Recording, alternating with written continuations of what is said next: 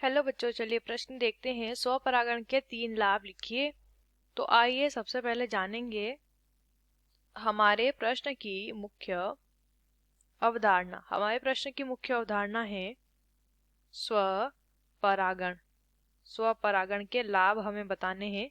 सबसे पहले स्वपरागण की बात करते हैं। देखिए, स्वपरागण परागण का वह प्रकार है जिसमें कि एक पुष्प के परागकण उसी पुष्प के वर्तिकाग्र पर गिरते हैं।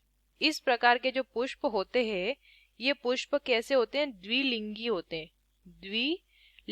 हैं। तो द्विलिंगी होने की वजह से नर जननांग और मादा जननांग यानी परागकण और वर्तिकाग्र वहीं पर स्थित होते हैं, एक ही पुष्प पर।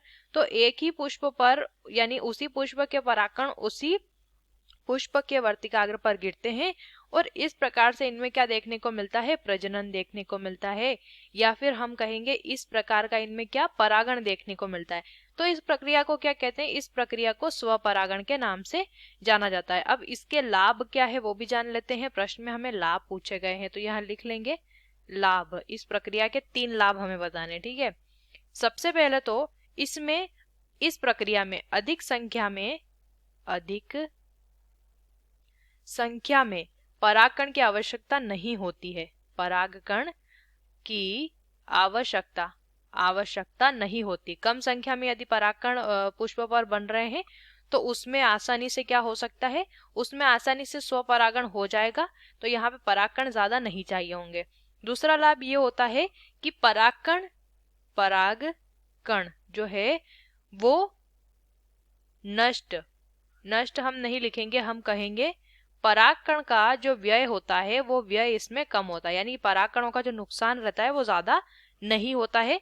यह क्रिया सरल व सुलभ होती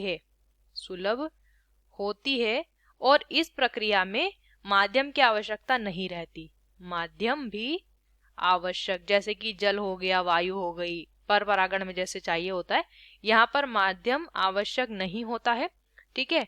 और स्वपरागण से जो भी नस्ल उत्पन्न होती है वो नस्ल जो होती है वो शुद्ध होती है। आशा करते हैं आपको इस प्रश्न का उत्तर समझ आया होगा। धन्यवाद।